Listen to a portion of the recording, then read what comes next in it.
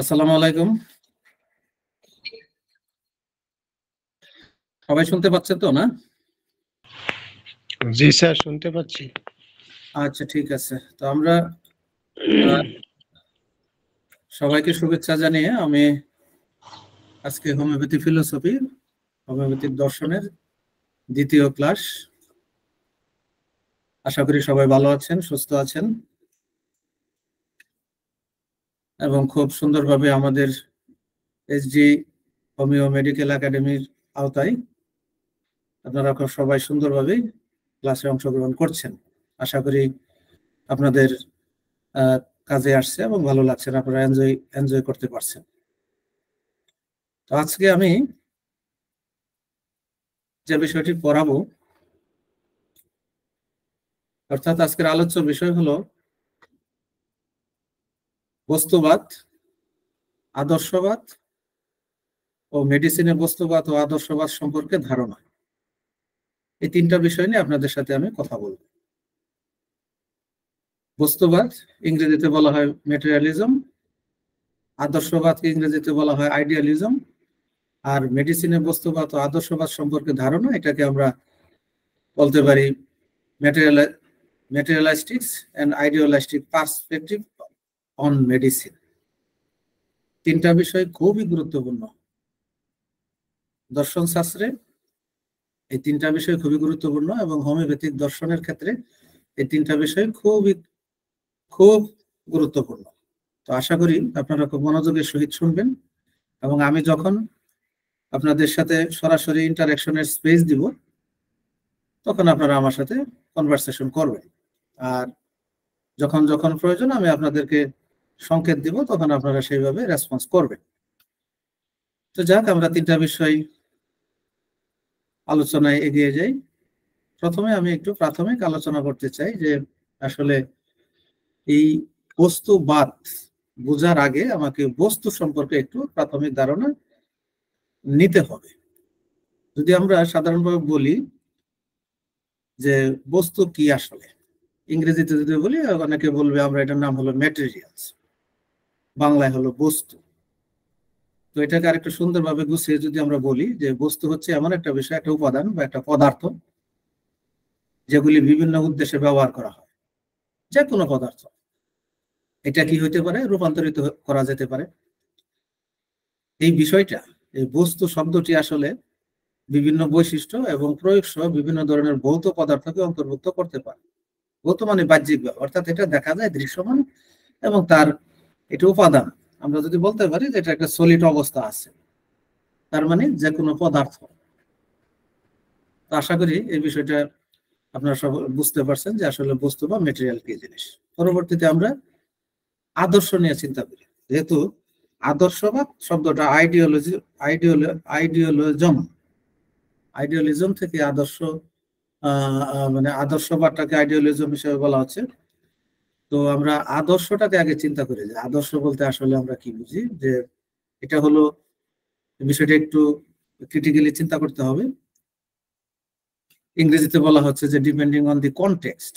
যদি আমরা বলি যে আইডিয়ালটা হচ্ছে একটা কনটেক্সট, একটা কনটেক্সটের উপর, একটা পরিবেশ পরিস্থিতির উপরে আইডিয়াল বিষয়টা নির্ভর করে।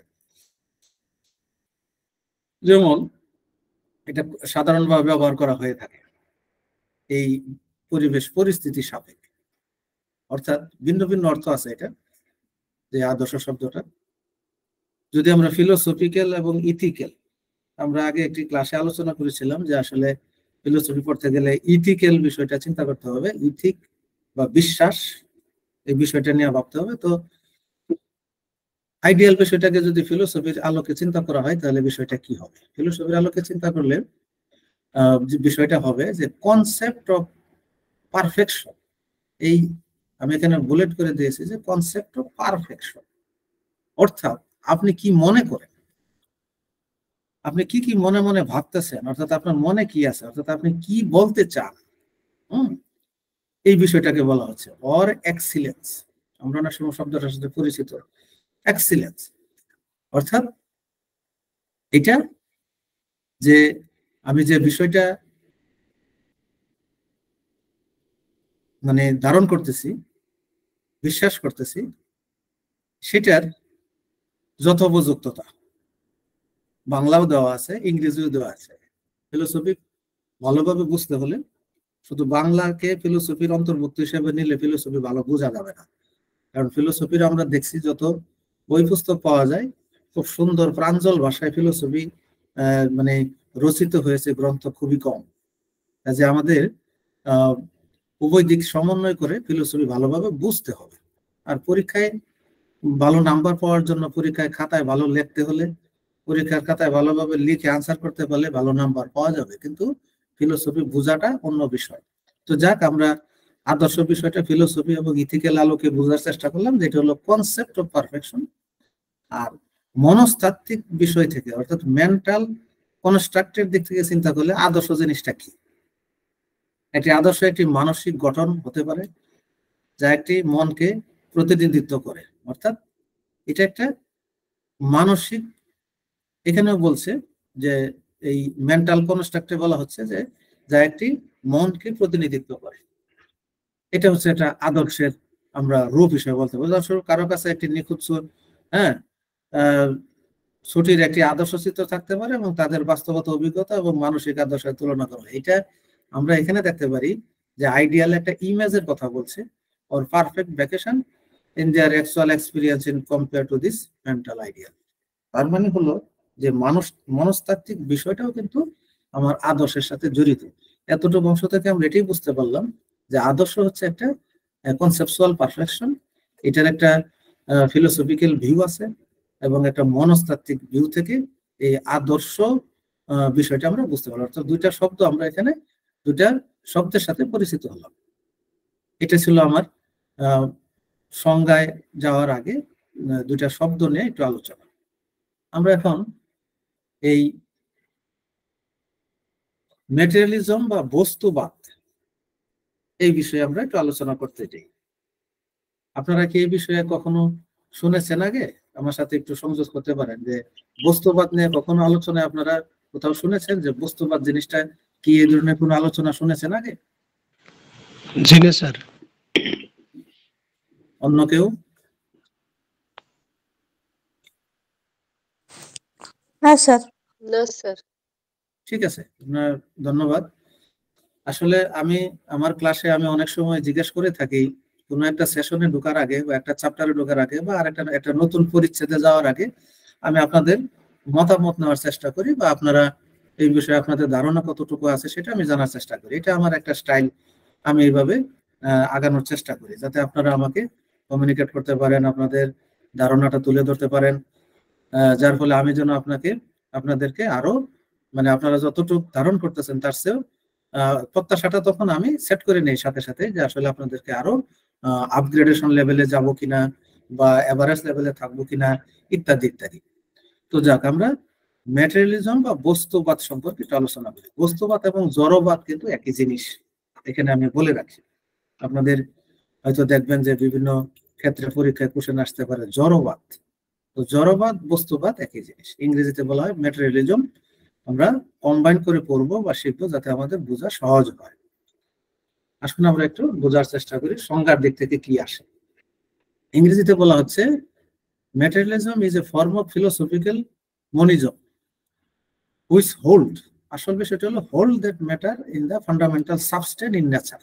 অর্থাৎ প্রকৃতিতে আমরা এটা কিভাবে পাই? ফান্ডামেন্টাল সাবস্টেন্স হিসাবে, অর্থাৎ একটা বস্তু হিসাবে পাই। That all things including mental state and consciousness. এইটা দেখেন, including mental state and consciousness are result of material interaction and material things. বলা হচ্ছে যে এটা বস্তুবাদটাকে এত বড় করে দেখানো হচ্ছে যে এটা মানসিক বিষয়ের উপরও তার একটা কি আছে, ইন্টারাকশন আছে। বাংলায় বলছে কি যে জড়বাদ একটি আদি সত্তা বলে মনে করা হয়। হ্যাঁ, গতি হচ্ছে জড়ের ধর্ম। বস্তু যেখানে থাকবে সেখানে গতি থাকবে, তার পারস্পরিক একটা আকর্ষণ থাকবে। এটা হলো বস্তুর একটা বিষয়। বিশ্বজগতের যাবতীয় জড় বস্তু পরমাণু আকর্ষণ বিকর্ষণের বলে সৃষ্টি হয়েছে। আমি এখানে একটা বিষয় স্পষ্ট করতে চাই এইভাবে যে আমরা এই সৃষ্টির যে বিভিন্ন বিষয়গুলি ফিলোসফিক্যাল দৃষ্টিভঙ্গি থেকে বলা হচ্ছে যে কিভাবে হচ্ছে বিশ্বজগতের আকর্ষণ এবং বিকর্ষণের ফলে সৃষ্টি হওয়া। আচ্ছা, মন বা আত্মা বলে আদি কোনো সত্তা নাই, এটা জড়বাদে বলা হচ্ছে, বরং মন ও প্রাণ জড় থেকে উদ্ভূত, এইটুকু বোঝার চেষ্টা করেন এখানে। যে অর্থাৎ তার মানে আমি যেটা বলছিলাম যে জড় বা বস্তুবাদের ব্যাপ্তিটা অনেক বড়, এখানে মানসিক বিষয়গুলো এখান থেকে উঠে আসছে। তো এটা যান্ত্রিক বিবর্তনবাদ এবং জড়বাদ প্রকৃতির মধ্যে কতগুলো বৈশিষ্ট্য, অর্থাৎ জড়বাদকে বুঝতে হলে আরো কতগুলো বিষয় সম্পর্কে জানতে হবে। সেগুলা কি?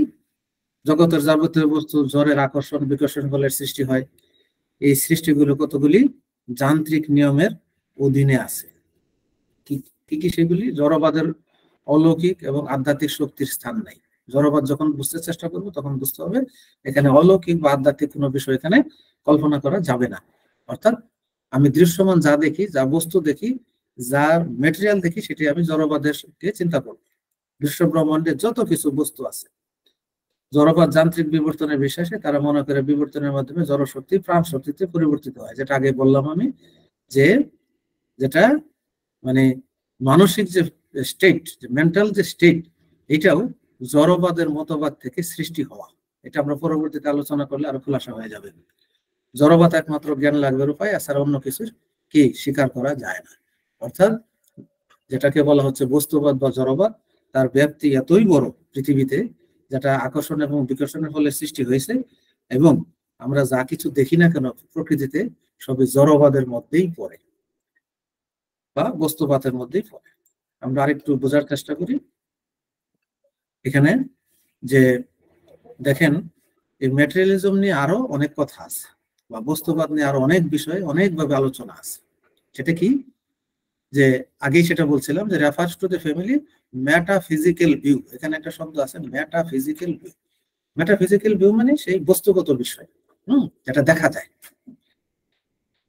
এই বিষয়টা, অর্থাৎ ফিজিক্যাল ম্যাটার এন্ড কি প্রপার্টিজ, একটা বৈশিষ্ট্য আছে বা একটা বিষয়। Understanding the nature of reality, যেটা হলো আপনার প্রকৃতিকে বুঝতে সহায়তা করবে। আমরা চোখের সামনে যাই দেখি না কেন প্রকৃতিতে, সেটা কোনো শক্ত বিষয় হইতে পারে বা তার কাছাকাছি হইতে পারে, সলিড সাবস্টেন্স, যা শক্ত দেখা যায়, যা বস্তু দেখা যায় পৃথিবীতে আমাদের চোখের সামনে করে, তাই বস্তু হিসাবে এই দার্শনিকের ভাষায় বলা হচ্ছে, অর্থাৎ বস্তুবাদের আওতাভুক্ত।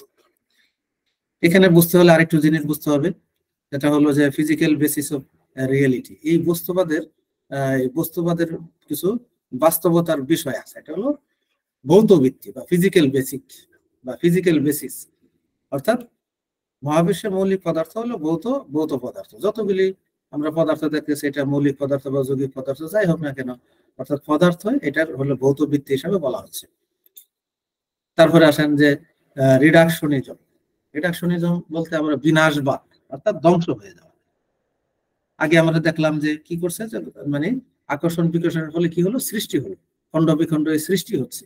আর এখানে বলছে ধ্বংস হচ্ছে। ধ্বংসের যে বিষয়গুলি আছে সেটাও কিন্তু বিনাশবাদ বা হ্রাসবাদকেও এই বস্তুবাদের মধ্যেই চিন্তা করা হয়েছে। সহস্তর আরো মৌলিক উপাদানগুলো হ্রাস করে ব্যাখ্যা করার লক্ষ্য রাখে। অর্থাৎ এই বিষয়গুলি আপনার এই বস্তুবাদের মধ্যে পড়ে। এই তারপরে আছে কি সায়েন্টিফিক মেথোডোলজি, বৈজ্ঞানিক কিছু বিষয় আছে, যে এই জড়বাদের যে বৈজ্ঞানিক যে ভিত্তি বা আস্থা বা বৈজ্ঞানিক যে পদ্ধতি, বৈজ্ঞানিক ভাবে চিন্তা করলে কি আসে, সেটা কি মানে বলা হয় যে পরীক্ষা নিরীক্ষা এবং পরিমাপের গুরুত্বের উপর জোর দেয়। পরীক্ষা নিরীক্ষা মানে কি? যেটা দেখা যায়, ধরা যায়, ছোঁয়া যায়, যেটাকে পরীক্ষা নিরীক্ষা করে প্রমাণ করা যায়, এটাও বস্তুবাদের বিষয়। তারপরে মাইন্ড বডি রিলেশনশিপ, এটাও কিন্তু বস্তুবাদের একটা বিষয়। এটা কি আছে? যেমন শারীরিক এবং মানসিক সম্পর্ক, মন শারীরিক সমস্যা, বস্তুবাদ এইসব বিষয়ের আওতাভুক্ত, এবং চিন্তা চেতনা শেষ পর্যন্ত শারীরিক প্রক্রিয়ার উপর ভিত্তি করে, অর্থাৎ শারীরিক একটা বিষয়। অর্থাৎ এটা বোঝা যেন যায়, শরীর, এটা মস্তিষ্ক, স্নায়ুতন্ত্র ইত্যাদি, এগুলা বস্তুবাদের আওতাভুক্ত।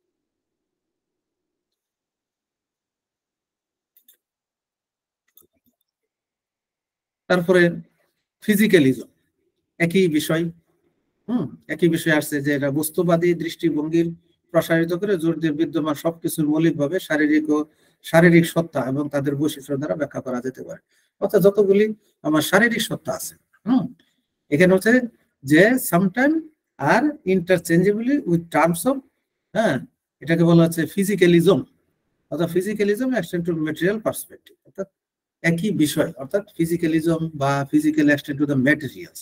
আমাদের সহজে মনে রাখতে হবে যে ম্যাটেরিয়ালস অর সলিড সাবস্টেন্স এই জাতীয় বিষয়, এটা ধ্বংস থেকে হতে পারে বা বিনাশ থেকেও আসতে পারে বা মানে আকর্ষণ বিকর্ষণের মাধ্যমে হতে পারে। আচ্ছা, এলিমিনেটিভ ম্যাটেরিয়ালিজম, অর্থাৎ বস্তুবাদ বুঝতে গেলে এলিমিনেটিভ ম্যাটেরিয়ালিজম আমাদের বুঝতে হবে, অর্থাৎ এটাকে বলা হচ্ছে নির্মল বস্তুবাদ বলা হচ্ছে। অর্থাৎ যে এখানে একটা বিষয় আমরা সহজে চিন্তা করতে পারি, যেমন ধরেন যে বৈজ্ঞানিক উপলব্ধি থেকে সম্পূর্ণরূপে বাদ দেওয়া যেতে পারে কারণ তাদের শারীরিক ও বাস্তবতার ভিত্তির উপর মনে করা হয়।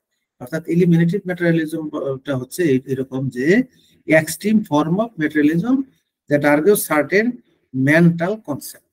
এর আগে আমি একটু আলোচনা করেছিলাম যে এই যে ম্যাটেরিয়ালিজম বা মানসিক বিষয়টাও এই জড়বাদ থেকে যেহেতু সৃষ্টি হয়, সুতরাং এখানে আর্গু করতেছে যে বিষয়টা mental concept like believe, desire may be eliminating from our scientific understanding altogether as deemed to lack of basis of physical reality. অর্থাৎ এইটা যে উৎপত্তি সেটা আমরা কি বস্তুবাদ থেকে পেয়ে থাকি। তারপর একটা বিষয় আছে নিচে দেখেন যে এটা মানে খুবই গুরুত্বপূর্ণ, উল্লেখযোগ্য যে ঐতিহাসিক বা সমসাময়িক বস্তুবাদী দার্শনিকদের মধ্যে রয়েছে যেমন উল্লেখযোগ্য যেমন টমাস হোবস, কার্ল মার্কস, লুডভিগ, তারপরে আছে কি ফিওরবাদ এন্ড সম্প্রতি ড্যানিয়েল ডেনেট এবং পল পেট্রিয়াস চার্চল্যান্ড। এরা হলো মানে খুব গুরুত্বপূর্ণ এবং খুব নাম করা কি বস্তুবাদ মানে কি বলে ফিলোসফার, খুব গুরুত্বপূর্ণ হিস্টোরিক্যাল এন্ড কন্টেম্পোরারি ম্যাটেরিয়ালিস্ট ফিলোসফার্স। তার মানে হলো দার্শনিক কোনো মতবাদ খুব দীর্ঘ সময়, অনেক জ্ঞান, অনেক অন্বেষণ, অনেক মানে উদ্ঘাটন, অনেক জ্ঞান অনুরাগের উপর ভিত্তি করে ধীরে ধীরে ধীরে চিন্তা এবং অন্বেষণ করে এই সমস্ত বিষয়কে মানে কি উদ্ঘাটন করে নিয়ে আসতে হয়। অর্থাৎ যখন কোনো মতবাদ হিসাবে কোথাও কোনো বিষয় আসে তখন বুঝতে হবে দীর্ঘদিন, দীর্ঘ সময় সেটার পিছনে সাধনা, তপস্যা এবং অনুশীলন করে করে করে করে সেগুলাকে বের করে নিয়ে আসার পরে একটা অবস্থা তৈরি হয়, সেটাকে আমরা মতবাদ হিসাবে বলতে পারি। এবং পরবর্তীতে কোনো সময় আমি ভিন্ন ভিন্ন ভাবে হয়তো আলোচনা করার চেষ্টা করবো বা আলোচনায় আসবে যে আসলে মতবাদ কি জিনিস, থিওরি বা মতবাদ কি জিনিস, সূত্র কি জিনিস, তারপরে হলো প্রতিষ্ঠিত যেটা গাণিতিক ভাবে প্রমাণিত সেগুলা কি জিনিস ইত্যাদি। তো মতবাদ জাস্ট একটা মতবাদ যে আমি এই মত দিচ্ছি, অর্থাৎ আমার মতে মনে হয়, এই ধরনের বিষয়গুলি। এই জন্য ভিন্ন ভিন্ন দার্শনিক এই বিষয়গুলি আলোচনায় নিয়ে আসছে। তো বস্তুবাদ সম্পর্কে আরো একটু বিষয় আমরা দেখি এখানে যে এটা খুবই একটা কি dominated position in the western philosophy. অর্থাৎ ওয়েস্টার্ন ফিলোসফিতে কিন্তু আমরা অনেকগুলি মানে এলাকা ভিত্তিক কিছু মানে শক্তি কাজ করে, যেমন ওয়েস্টার্ন, চাইনিজ, ইন্ডিয়ান, জাপানিজ, বিভিন্ন কিন্তু মানে অঞ্চল ভিত্তিক ফিলোসফির কিন্তু বিভিন্ন কথাবার্তা আছে। যারা ফিলোসফিতে অনেক বেশি পড়াশোনা করার চেষ্টা করবেন তখন আমরা দেখবো যে ওয়েস্টার্ন ফিলোসফি কি, আমাদের হচ্ছে এই ইন্ডিয়ান ফিলোসফি, চাইনিজ ফিলোসফি, এই বিভিন্ন ধরনের ফিলোসফির কথা কিন্তু আসবে। তো এটা যদিও এটা কি আছে, has been dominated position in the Western philosophy, it is fair challenge. এই বস্তুবাদ নিয়ে যখন কথা বলতে যাওয়া হয় তখন এটা একটা চ্যালেঞ্জও কাজ করে, অর্থাৎ বস্তু দিয়েই সবকিছুকে ব্যাখ্যা করার কিছু লিমিটেশনও আছে, যার জন্য দেখা যায় যে এই যে দ্বৈততা থাকে, একটা ফেনোমেনোলজি থাকে, ইত্যাদি বিষয়গুলি এর মাঝে অন্তর্ভুক্ত থাকে, যার জন্য হয় কি এটা একটা চ্যালেঞ্জ হিসাবেও অনেক সময় তৈরি হয়। কিন্তু মতবাদ যেহেতু আসছে, সুতরাং মতবাদ হিসাবে আমাদের পড়তে হবে বা জানতে হবে। আর এই বস্তুবাদটা কিভাবে আসলো আসলে, তো বস্তুবাদের একটা সংক্ষিপ্ত ইতিহাস আমি এখানে বলার চেষ্টা করি, যেটা আমি খুব সামারি করে এখানে উপস্থাপন করলাম। বস্তুবাদের ইতিহাস অনেক লম্বা ইতিহাস, কারণ বস্তুবাদ আজকে যে আমরা বস্তুবাদ হিসাবে পাচ্ছি, এটা দীর্ঘ সময়ের দার্শনিকদের ধীরে ধীরে ধীরে ধীরে সেই জিনিসগুলোকে একত্রিত করে উপস্থাপন করা হয়েছে। বিভিন্ন সময় বিতর্ক সৃষ্টি হয়েছে এবং সেগুলাকে বিতর্কের বিভিন্ন জবাব সহ এগুলাকে এস্টাবলিশ করা হয়েছে এবং একটা মতবাদ হিসাবে প্রতিষ্ঠা করা হয়েছে। তো এখানে আছে যে বস্তুবাদ একটা ভৌত পদার্থের প্রাধান্যের উপর জোর দেয় এবং এটা শিকড়টা কিন্তু একবারে গ্রিক, প্রাচীন এবং গ্রিক সময় থেকে এটা আসলে জিনিসটাকে আসলে মানে এটা সূত্রপাত বলে ধরে নেওয়া হয়। বিশেষ করে ডেমোক্রিটাস যে একজন দার্শনিক, ওনার সময় থেকে। আচ্ছা, এটা মানে তাহলে আমরা দেখলাম যে এটা মানে সূত্রপাতটা অনেক আগে থেকে। তারপর এটা কি দেখা গেছে, decline the western materialism throughout the during Roman এবং মেডিভেল। এখানে বলা হচ্ছে রোমান এবং মধ্যযুগীয় সময়কালে এইটার একটা কি হয়েছে, ধারণার আরো পুনরুজ্জীবিত হয়েছে। অর্থাৎ এই বস্তুবাদ বিষয়টা ধীরে ধীরে আসতেছে। একটা হলো একদম সেই প্রাচীনবাদ থেকে শুরু করে এটা আসলো, তার পরবর্তীতে মধ্যযুগীয় অবস্থা, মধ্যযুগীয় যেমন রেনেসাঁর সময় এটা বস্তুবাদের একটা বিষয় ছিল। তার পরবর্তীতে দেখা গেছে যে আরো একজন এটা সময় উল্লেখ করা হয়েছে, যেমন লা মেট্রি এবং ডি হলবাতের মতে পৌলক চিন্তা ভাবনা, এবং 1800 শতকের কথা বলা আছে এখানে। 1800 শতকের একটা সময় বলা হচ্ছে যে এই সময় বস্তুবাদের তারও একটা অগ্রগতি হলো, এবং 1900 শতকে এসে বস্তুবাদের যে মতবাদটা এটা আরো এস্টাবলিশ হলো। বস্তুবাদের উপর উত্থান এবং মার্কসের ঐতিহাসিক বস্তুবাদের সাক্ষী। এটা বলা হচ্ছে এরকম যে রেইজ সায়েন্টিফিক ম্যাটেরিয়ালিজম, অর্থাৎ এটা বৈজ্ঞানিক ভাবেও এই কি বলে মার্কস, উত্থান মার্কস, এই দুজন এখানে ফিলোসোফার বা বৈজ্ঞানিকের কথা বলা হচ্ছে। এবং এরা এই 19 শতকের দিকে এরা এই জিনিসটার আর একটু পরিবর্তন বা আর আপডেট হয়েছে। আচ্ছা, তারপরে দেখেন এই 20th সেঞ্চুরিতে আসে, বিংশ শতকে আসে কি অবস্থা দেখা গেছে যে এটা যে আরো লজিক্যালি আরো যৌক্তিক ভাবে এটা ইতিবাচক দিক এর মাঝে প্রভাব বিস্তার করেছে এই বস্তুবাদের উপরে। আর বর্তমানে যেটা টুডে, এই বস্তুবাদটা কোন অবস্থায় আছে বর্তমানে, discuss about the reality, consciousness and scientific and understanding adapting to incorporating insight from diverse field. অর্থাৎ বর্তমানে যে বস্তুবাদ আছে, বস্তুবাদের বিষয়ে আছে যে মতবাদটা আছে, এটা অনেকটাই শক্তিশালী, বৈজ্ঞানিক, এবং বিভিন্ন ফিল্ডে এটা ব্যবহার করা হয়। এবং হোমিওপ্যাথিতে আমরা যে বস্তুবাদ বিষয়টা কেন পড়ব, এটা আর একটু পরবর্তী ইসে আমরা জানতে পারবো।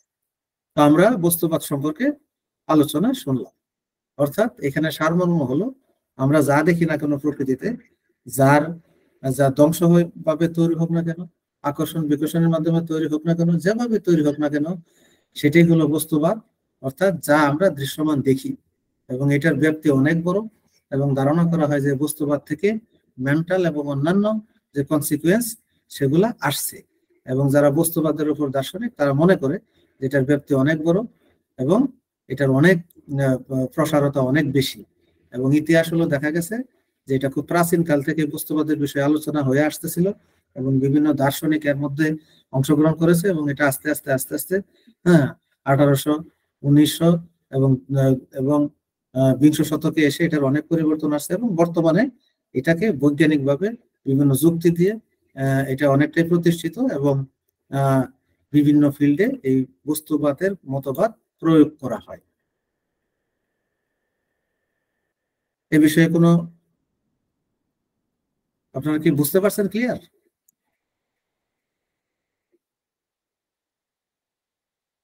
হ্যালো,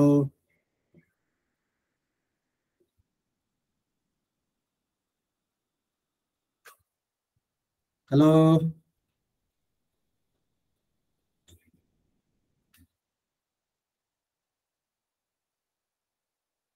আপনারা কি শুনতে পাচ্ছেন?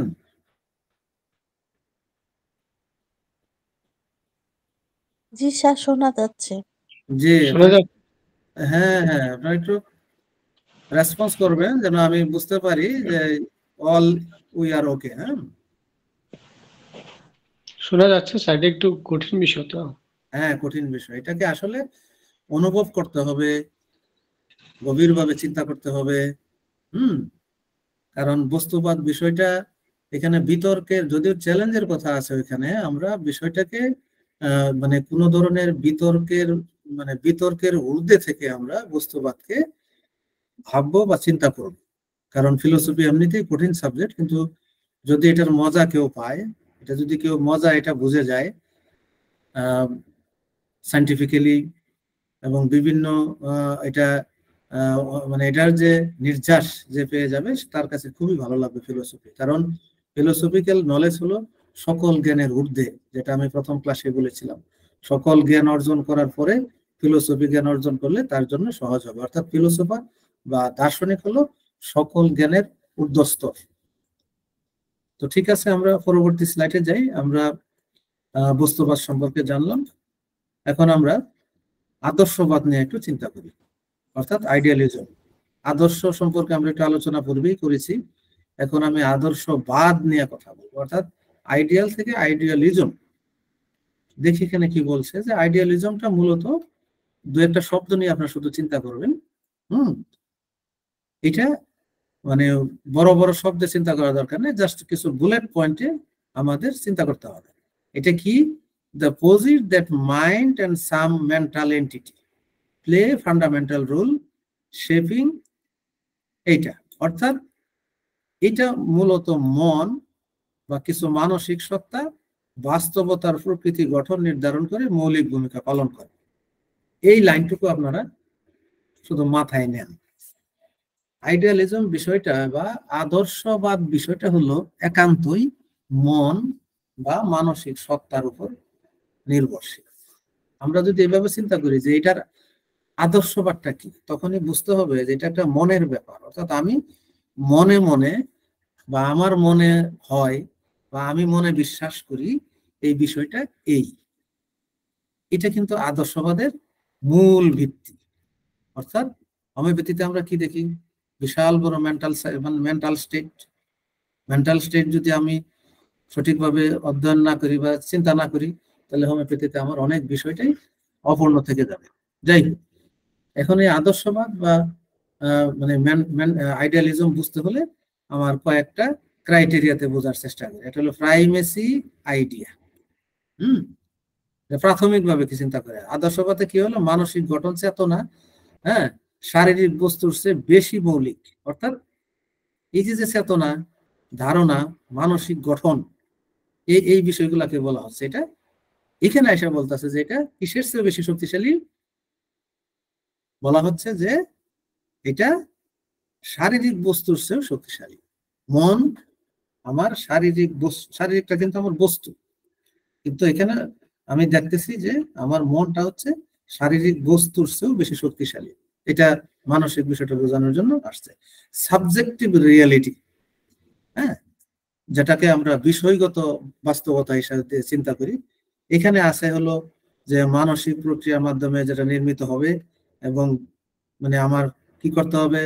উপলব্ধির একটা বিষয় থাকবে, যে বিষয়কে উপলব্ধি করা, ব্যাখ্যা করে এগুলি চেতনা দ্বারা প্রভাবিত হবে, এবং বাস্তবতা মানসিক কার্যকলাপের একটি মানে একটা পণ্য বলা হচ্ছে। অর্থাৎ এটা একটা কি, এই যে প্রোডাক্ট অফ মেন্টাল, এই যে প্রোডাক্ট অফ মেন্টাল অ্যাক্টিভিটি। তো এখানেও আমার মূল বিষয় হচ্ছে যে মানসিক বিষয়, অর্থাৎ আমার মানে উপলব্ধি করা, আমার ব্যাখ্যা করা, মনে আমি এগুলা কি মনের মাধ্যমে করে থাকি। মাইন্ড বডি রিলেশনশিপ একটা কথা আছে, এটাও আমার আদর্শবাদের একটা বিষয়। শরীরের সাথে মনের একটা সম্পর্ক, দেহ মনের সম্পর্ক। আদর্শবাদ মন ও শরীরের মধ্যে একটা সম্পর্ক তৈরি করে এবং একটা বিশেষ দৃষ্টিভঙ্গি জড়িত থাকতে হয়, যেটা হলো দৃষ্টিভঙ্গি দৈহিক শরীরের উপর আধিপত্যের উপর জোর দেয় এবং শারীরিক জগতে মানসিক ঘটনায় এটি প্রকাশ হিসাবে চিহ্নিত করে। এই বিষয়গুলা আমি উপলব্ধি করবো কি? শরীর এবং মন যখন একাকার হয়ে যাবে, সেখানে আমার কি করবে? এখানে মনের একটা কি করবে, মানে একটা আধিপত্য চলে আসবে তখন। তো এই বিষয়গুলা কে কিভাবে চিন্তা করতেছেন জানি না।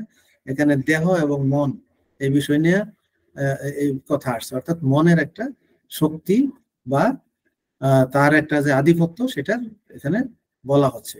এন্টি রিয়েলিজমও আছে এখানে, অর্থাৎ এটা কিছু মানে বাস্তব বিরোধীও কিছু বিষয় আছে, যেমন রূপই বাস্তব বিরোধী, যেমন মন স্বাধীন ও বাস্তবতা অস্বীকার করে। কোনো ক্ষেত্রে দার্শনিক এটাও নিয়ে আসছে যে মন স্বাধীন, বাস্তবতার অস্তিত্বকে কি করে অস্বীকার করে, বা এটার বিষয় হলো কি ইংলিশে বলা হচ্ছে existence of mind independent of reality. অনেক সময় দেখা যায় সে এই যারা নির্ভরশীল নয়, স্বাধীন, অনেকটাই স্বাধীন। কাজে মন নিয়ে যখন কথা হবে তখন আমার আসবে উপলব্ধি, কল্পনা এবং স্বাধীনতা, এবং স্বাধীনভাবে তার বিচরণের বিষয়গুলি এখানে আসবে। অর্থাৎ একটা বিষয় আমি কিভাবে এটা মনে প্রাণে নিচ্ছি, কিভাবে তার প্রকাশ করছি, কিভাবে তা ধারণ করছি, এবং কিভাবে তা ব্যাখ্যা করছি, এবং এবং সেটাকে কিভাবে তুলে ধরছি বা ব্যাখ্যা করছি। আদর্শবাদে কিন্তু এই বিষয়গুলি আসবে।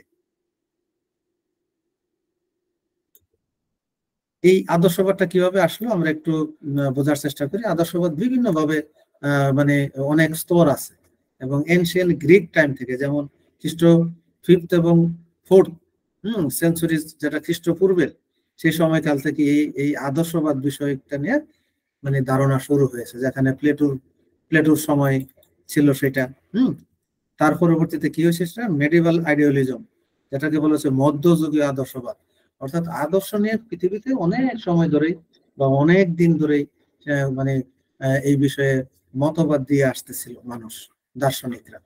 তার মানে দেখা গেল ইতিহাসটা এইভাবে সেই প্রাচীন সময়কাল থেকে আদর্শবাদ নেওয়া শুরু। তারপরে মধ্যযুগীয় আদর্শবাদের কথা এখানে আমরা দেখলাম। জার্মান আইডিয়ালিজম আছে, এটা 18 থেকে 19 শতকের দিকে এটা আসছে। এবং এই যে আদর্শ মতবাদ, ওই সময় এটার উপরে অনেক ধরনের আলোচনা পর্যালোচনা হয়েছে, এবং এখানে উল্লেখযোগ্য কিছু দার্শনিকের কথা এখানে আছে। হ্যাঁ, যেমন হেগেল আছে, কান্ট, এখানে ক্যান্ট না কিন্তু হলো কান্ট। তারা আদর্শবাদের বিভিন্ন যুক্তি দিয়েছিল তখন, যে এই আদর্শ হবে এরকম, এটার উপরে প্রতিষ্ঠিত হবে, এটার বিস্তৃতি হবে এরকম, এটার ক্ষমতা হবে এরকম, এবং আদর্শবাদ মানুষকে কিভাবে এবং জীবনকে কিভাবে পরিচালিত করবে ইত্যাদি ইত্যাদি বিষয় মতবাদ তখন এটা এই সময়ে এই 18 থেকে 19 শতকের দিকে এটা তার প্রসার লাভ করে। তারপরে দেখা যায় ব্রিটিশ আইডিয়ালিজম বলে কথা আছে, যেমন এখানে একটা 19 থেকে এবং 20 শতকের দিকেও এই আদর্শ বাদের ইতিহাসের আরো পরিবর্তন আসে। সেই ক্ষেত্রে দেখা যায় যে কি অবস্থা দাঁড়াইলো, তাদের উপর নিজস্ব চরিত্র তৈরি করেছিল তারা। আদি ভৌতিক প্রশ্ন এবং ব্যক্তি এবং পরম এর মধ্যে একটা অন্বেষণ করে আর কি। অর্থাৎ influence by German idealism, British idealism, like ইত্যাদি ইত্যাদি। অর্থাৎ এই ব্রিটিশ এবং এই ব্রিটিশদের মাধ্যমেও কিন্তু আদর্শবাদের একটা বিরাট মানে প্রসার লাভ করেছিল। অর্থাৎ আমরা দেখলাম আদর্শবাদ এবং বস্তুবাদের ইতিহাস, দুইটার ইতিহাস আছে। অর্থাৎ একটা মতবাদ যখন তৈরি হয় তখন একদিনে একটা মতবাদ আসে না, দীর্ঘদিন সেটার উপর আলোচনা হয়, পর্যালোচনা হয়, ব্যাখ্যা হয়, সমালোচনা হয়, তখন আস্তে আস্তে সেটা একটা মতবাদের রূপ নেয়। আমেরিকান কিছু আছে, ট্রান্সজেন্ডালিজম আছে, এটা যেটা হলো 19 শতকের আগের দিকে বা গোড়ার দিকে এটা এই বিষয়টা মানে লাভ করে ইতিহাসের এটা একটা অধ্যায় হিসাবে ধরা হয়েছে। এখানে কয়েকজন উল্লেখযোগ্য ব্যক্তির নাম আছে। অর্থাৎ আমরা ইতিহাসে তো পরীক্ষার মধ্যে এভাবে আসবে না, কিন্তু আমরা এখানে বোঝার চেষ্টা করতেছি যে আসলে ইতিহাস কিভাবে আসছে। অ্যানালিটিক্যাল ফিলোসফিয়ান, ক্রিটিক, এই যে বিষয়টা, এটাও একটা এটা 20 শতকের দিকে এই আইডিওলজিজম বা এই আদর্শবাদের আরেকটা অধ্যায় ধরা হয়। অর্থাৎ এটা বলা হচ্ছে 1924 সাল থেকে 1936 সালে এই আদর্শবাদের আরেকটা অধ্যায় ডেভেলপ করে। তারপরে দেখেন একটা বিষয় যে আমরা while idealism faced challenges and critique, its influence persisted, and aspect of idealism so continue to be explored in contemporary philosophy, especially discussion about the nature and consciousness and perception and reality. এইগুলো তারপরে ধীরে ধীরে কি হলো, বিশেষ করে চেতনা উপলব্ধি এবং বাস্তবতার প্রকৃতি সম্পর্কে এগুলোর আরো ডেভেলপ হইতে থাকে। যদিও চ্যালেঞ্জ থাকে, সমালোচনার মুখোমুখি হয়, কিন্তু এগুলা আস্তে আস্তে এই আইডিয়ালজিজম বা আদর্শবাদ এটা ডমিনেন্ট হতে থাকে। তার মানে হলো বর্তমানের সময়ে আমাদের আদর্শবাদ এবং বস্তুবাদ দুইটা মতবাদই কিন্তু শক্তিশালী হিসাবে বিরাজ করছে। তো যাক, আমি এই পর্যন্ত একটা আলোচনা নিয়ে আসলাম। আপনারা কি বোর ফিল করতেছেন? হ্যালো,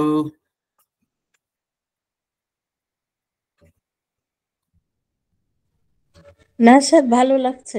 একটু আওয়াজ দেন যে খুব খারাপ লাগছে না। না স্যার, নতুন কিছু জানা যাচ্ছে, ভালো লাগছে। আচ্ছা, কঠিন বাট ভালো লাগছে। ফিলোসফি আসলে মানে এনজয় করতে পারলে খুবই সুন্দর। এবং আপনারা এটা যারা শুধুমাত্র ফিলোসফিতে অনেক চিন্তা করে কল্পনা করে ফিলোসফার হয়, দার্শনিক হয়, তারা তাদের কাছে আরো নতুন নতুন অন্বেষণ করা তাদের জন্য ভালো লাগে। যে একটা মতবাদ, অর্থাৎ আজকে একটা মতবাদ আমরা দেখতেছি, অর্থাৎ যে মতবাদ, অর্থাৎ মতবাদ হলো একটা কনসেপ্ট, কিছু বিষয় মনে করে নিতে হবে, এটাকে মতবাদ বলা হচ্ছে। হয়তো অনেকে মত দিছে, এই মতটা আমরা মেনে চলা। তো এই যে মত দিয়েছে বা মেনে চলা, এটা কিন্তু একদিনের বিষয় নয়। এই কথাটাই আমি এতক্ষণ ধরে বলে আসতেছি ইতিহাসে, যে একটা মতবাদ ধীরে ধীরে ধীরে ধীরে, কারণ জ্ঞানের মতবাদ যখন প্রতিষ্ঠিত হয়, অনেক সমালোচিত হয়, অনেক পর্যালোচনা হয়, অনেক ধরনের মানে বিপরীত আলোচনা হয়, অনেক চ্যালেঞ্জ ফেস করে মতবাদ প্রতিষ্ঠিত হয়।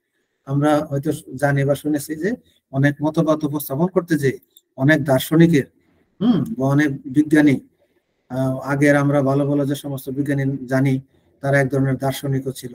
তাদের অনেক কষ্ট ভোগ করতে হয়েছে, অনেক ধরনের তাদের মানে গ্লানি সহ্য করতে হয়েছিল, কারণ হয়তো একটা মতবাদ দেওয়ার জন্য, একটা বৈজ্ঞানিক মতবাদ দেওয়ার জন্য, উপস্থাপন করার জন্য মানুষ বিশ্বাস করতো না, মানুষ বুঝতো না।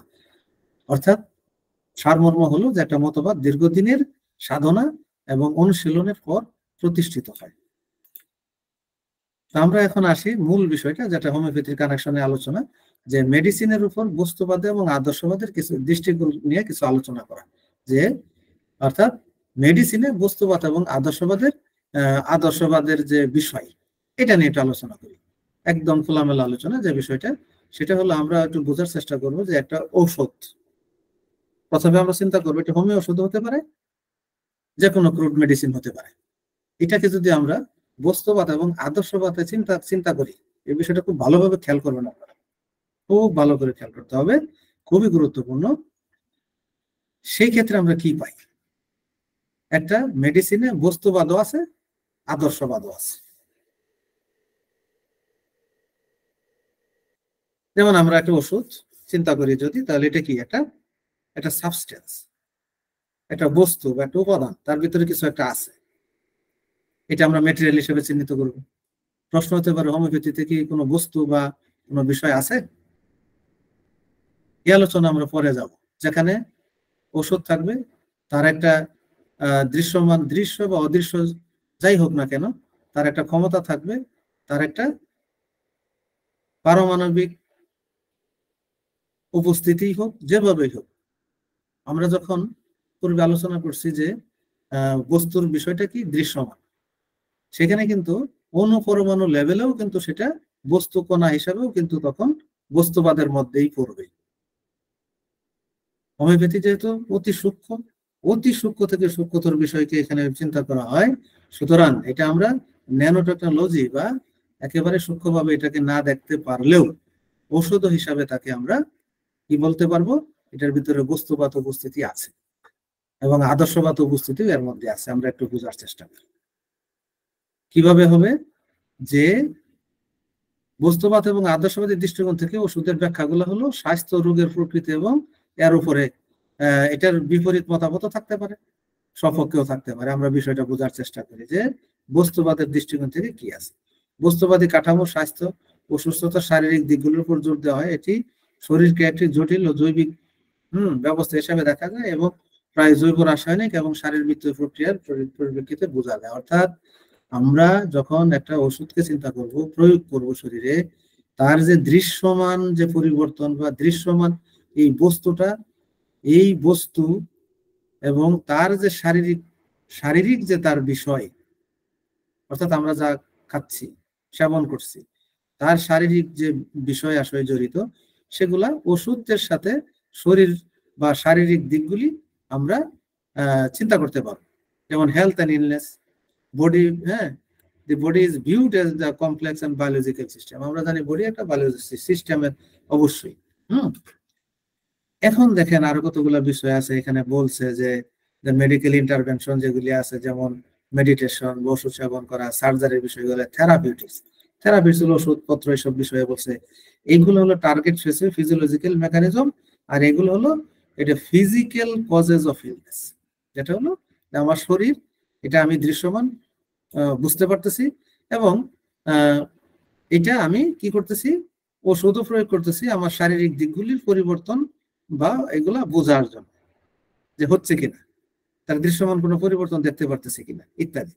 আর এটা আমরা দেখতেছি কি material medicine relies on heavily on complex evidence and scientific research, অর্থাৎ আমি ওষুধটা খাওয়ার পরে বা ওষুধটা নেওয়ার পরে কি পরিবর্তন দেখা যায়, ফিজিক্যালি কি পরিবর্তন দেখা যায়, হ্যাঁ, এই যে বায়োলজিক্যাল কি পরিবর্তন দেখা যায়। হ্যাঁ, বায়োলজিক্যাল পরিবর্তন বলতে আমরা যা বুঝি শারীরিক ভিত্তিতে অন্যান্য, যেমন ডাইজেশন হচ্ছে, অন্যান্য হচ্ছে বিভিন্ন নার্ভাস সিস্টেমের বিষয়গুলি আছে, অন্যান্য সার্কুলেশন সিস্টেম আছে, এগুলা কিন্তু ওষুধের সাথে ওষুধ সেবন করার পরে কি পরিবর্তন লক্ষণীয় হয়, প্রভাব লক্ষণীয় হয়, সেগুলোর সাথে এর সম্পর্ক বোঝাচ্ছে। তারপরে দেখেন এখানে কি আছে, রোগ নির্ণয়, চিকিৎসা সাধারণত পর্যবেক্ষণ ও পরিমাণযোগ্য শারীরিক ঘটনাগুলোর উপর ভিত্তি করে করা হয়। অর্থাৎ আমরা যে রোগের নির্ণয় করা, তার যে ফিজিক্যাল ফেনোমেনা, এগুলা, তারপরে হলো মেডিকেল প্রগ্রেস, কি অবস্থার উন্নতি হচ্ছে কিনা, এগুলো আমরা কি করতে পারি, ক্লিনিক্যাল ট্রায়াল এগুলা, এসব বিষয়গুলি আমরা শারীরিক বিষয়ের অন্তর্ভুক্ত। তো এতটুকু ছিল যে আমরা যে ওষুধের মাধ্যমে যে পরিবর্তনগুলা নিয়ে আসা, এগুলা সব শারীরিক বিষয়। ওষুধ নিজেও একটা বস্তু হিসাবে এখানে গণ্য করা হয়েছে, এবং তার মাধ্যমে যে শারীরিক যে পরিবর্তন, সেটাও কি বস্তু বা পরিবর্তন, অর্থাৎ দেখা যাচ্ছে, বোঝা যাচ্ছে ইত্যাদি। অর্থাৎ ওষুধ এবং তার যে শারীরিক অন্যান্য সমস্যার যে পরিবর্তন ওষুধ প্রয়োগের মাধ্যমে, সেই বিষয়গুলো কিন্তু ফিজিক্যাল বা ম্যাটেরিয়ালিজমের আওতায়। আর আইডিয়ালিস্টিক ভিউ থেকে যদি আমরা চিন্তা করি, যেমন এখানে কি আসতেছে, মন, চেতনা ও স্বাস্থ্যের এবং অসুস্থতার ক্ষেত্রে একটি গুরুত্বপূর্ণ ভূমিকা পালন করে। মানসিক দিক থেকে যদি চিন্তা করি, ভালো লাগা, ভালো না লাগা, বা মানসিক অবস্থা কেমন, অসুস্থ অবস্থায় মানুষটার অবস্থা কেমন, মানসিক অবস্থা ইত্যাদি, এইসব বিষয়গুলো কিন্তু এই আইডিয়ালিস্টিক্স এর মধ্যে পড়বে। Practice সাসেস meditation, mindfulness, holistic therapies may be the value for their potential to influence both mental and physical. অর্থাৎ এই যে মননশীলতা, এই যে মানসিক এবং শারীরিক উভয় স্বাস্থ্যকে প্রভাবিত করে। অর্থাৎ আমি আমার যে এই মেডিটেশন, মাইন্ডফুলনেস, কতগুলা শব্দ, হোলিস্টিক থেরাপিস বলতে কিন্তু আমার শুধুমাত্র এই ওষুধকে বোঝানো হচ্ছে না, নিয়ম নীতি মেনে চলা, একটু ধ্যান খেয়াল করা, এই জন্য বলা হচ্ছে ধ্যান, মননশীলতা, এই সামগ্রিক থেরাপি। হোলিস্টিক হলো সামগ্রিক থেরাপি, অর্থাৎ আমি শুধু ওষুধই খাচ্ছি না, আরো কিছু অনুশীলন করতেছি, আরো তপস্যা করতেছি, ধ্যান খেয়াল করতেছি, অন্যান্য বিষয়ে আমি কল্পনা করতেছি। আমরা অনেক সময় চিন্তা করি যে আমি এইভাবে একটু নিজেকে, যেটাকে আমরা মেডিটেশনের অন্তর্ভুক্ত, অর্থাৎ এখানে মেন্টাল স্টেটকে কিন্তু নিয়ে আসা হয়েছে। তার মানে হলো যে এই যে মানসিক যে চর্চা বা অনুশীলন, এই বিষয়গুলো নিয়ে আসা হয়েছে কিসের উপরে, এই আমার কি আদর্শবাদের মধ্যে রেখে। তার মানে মেডিসিনের মধ্যে কিন্তু আমার আদর্শবাদ ঢুকে গেছে, অর্থাৎ মেন্টাল বিষয়টা ঢুকে গেছে। আমি শুধু ওষুধ খাচ্ছি না, পাশাপাশি আমি কি করতেছি, হোলিস্টিক থেরাপিস, এই শব্দটা মনে রাখবেন। হোলিস্টিক থেরাপিস না হলে আমি কিন্তু সামগ্রিকভাবে, অর্থাৎ মানসিক বিষয়গুলোকে যদি আমি সংযুক্ত না করি, মাইন্ডফুলনেসটাকে চিন্তা না করি, মেডিটেশনকে চিন্তা না করি, তাহলে আমার ওষুধ শুধু এই দৃষ্টিভঙ্গিতে আংশিকভাবে প্রতিফলিত থাকবে। অর্থাৎ ওষুধের ভিতরে আমার শুধুমাত্র বস্তুবাদটাই প্রকাশ পাবে, অন্য অংশ প্রকাশ পাবে না। তো আমাদের হোমিওপ্যাথিতে মানে আমরা দেখতেছি যে আমাদের এই বিষয়টা খুবই গুরুত্বপূর্ণ। আরো দেখেন এখানে আছে যেমন উন্নতি অনুভব করা, আদর্শবাদী দৃষ্টিভঙ্গি, এগুলা চিন্তা চেতনা, এইসব বিষয়গুলো জড়িত। তারপরে এখানে দেখবেন যে কি আছে, এটা দেখা যায় যে শারীরিক নয়, মানসিক এবং আধ্যাত্মিক, এই যে আধ্যাত্মিক বিষয়গুলো কিন্তু এর সাথে জড়িত আছে, ওষুধের পাশাপাশি, ওষুধের সাথে, অর্থাৎ বস্তুগত বিষয়ের সাথে। তারপরে দেখবেন আরো বিষয়গুলো কি আছে, আপনি একটু পড়ে নিতে পারবেন। যেটা হলো যে এটা যেমন দৃষ্টান্ত, প্রামাণিক ভিত্তি, অনুশীলন, বৈজ্ঞানিক ভিত্তি প্রভৃতি, এগুলার উপরে কিন্তু largely rooted in the material paradigm. এখানে বলা হচ্ছে যে মানসিক বিষয়টা, এইটা কিন্তু আপনার কি আছে, মেটেরিয়ালিস্টিকের উপরে তার একটা বিরাট প্রভাব আছে ইত্যাদি। তো যাই হোক, সব মিলাইয়া হোলিস্টিক এবং কি বলা আছে, pattern centred care incorporating aspect align with idealistic perspective to achieve comprehensive wellbeing. এই যে কম্প্রিহেন্সিভ ওয়েলবিং যদি করতে চাই, সামগ্রিক যদি কল্যাণ চাই, তাহলে আমার কি করতে হবে, বস্তুবাদ এবং আদর্শবাদ দুইটাকেই একসাথে করে ভাবতে হবে। অর্থাৎ আমি শুধু বস্তুকে নিয়ে আমি যদি এই দুইটা মতবাদকে একসাথে করে আমার কি রুগীর উপরে চিন্তা করতে হবে। যে একজন রুগী যখন আসলো তখন আমার চিন্তা করতে হবে এর ভিতরে দুইটা মতবাদই প্রতিষ্ঠিত, একটা হলো বস্তুবাদ আছে এবং আদর্শবাদ আছে। আদর্শবাদের তার ব্যাপ্তি হলো মেন্টাল স্টেট, বিশাল অবস্থা, তার যে অনুশীলন চর্চা, অনুভূতি ইত্যাদি, এই বিষয়গুলো আমার কিসের ভিতরে আসবে, মেন্টাল স্টেটের ভিতরে বা আদর্শবাদের ভিতরে আসবে।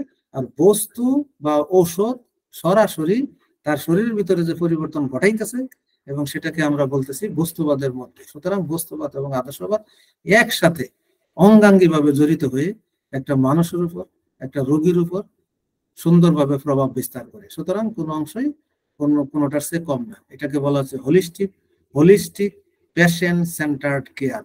এই শব্দটা আমাদের মনে রাখতে হবে। তো এই ছিল আমার আলোচনা, যে মানে ঔষধে বস্তুবাদ এবং আদর্শবাদ কিভাবে জড়িত আছে। সংক্ষেপে হলো মানে ওষুধে আদর্শবাদ এবং বস্তুবাদ এইভাবে আছে, ওষুধটা সরাসরি শরীরের উপর প্রভাব বিস্তার করে পরিবর্তন ঘটায় এবং এটা একটা বস্তু দেখা যায়।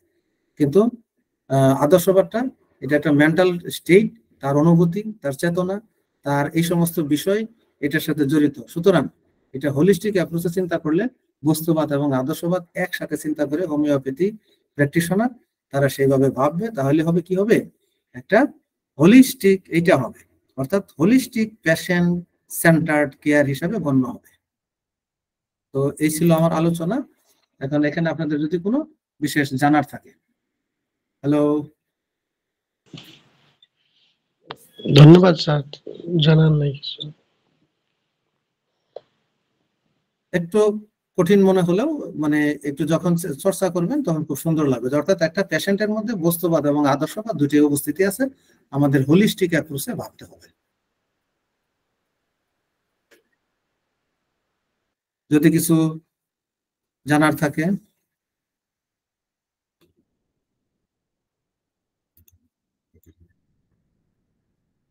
হ্যালো,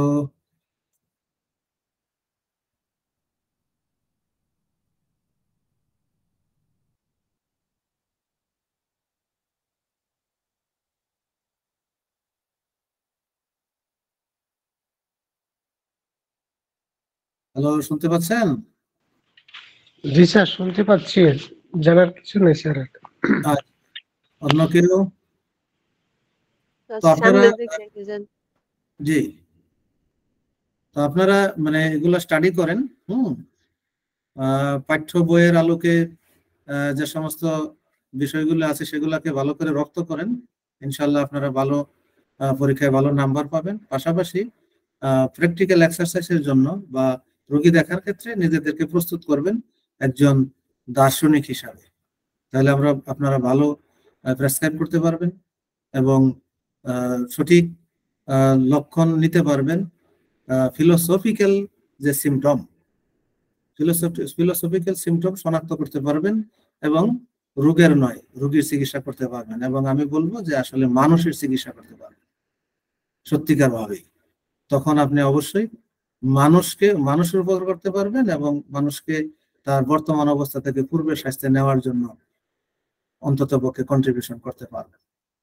অর্থাৎ মানুষের জন্য কিছু করছেন আপনি। অর্থাৎ আপনি একজন দার্শনিক, আপনি একজন হোমিওপ্যাথ, আপনি একজন সর্বোচ্চ জ্ঞানের অধিকারী। অর্থাৎ আমরা বলবো যে মানুষের ডাক্তার।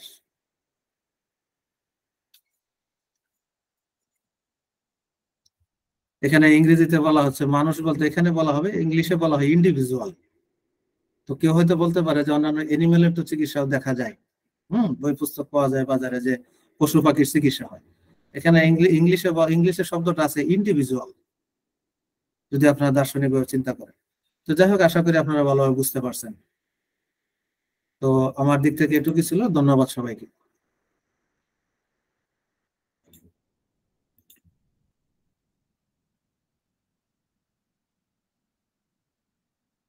হ্যালো, রেকর্ডিং কি অফ হয়ে যাবে?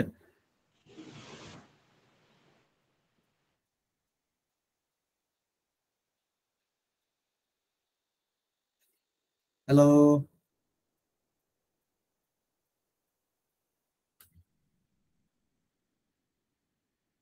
রেকর্ডিং অফ করে দেন।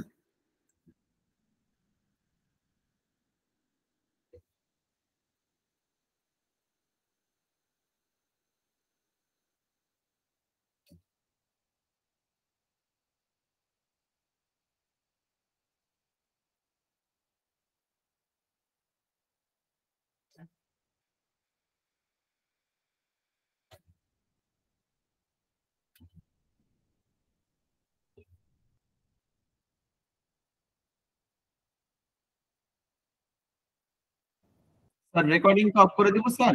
জি, অফ করে দেন, ক্লাস শেষ।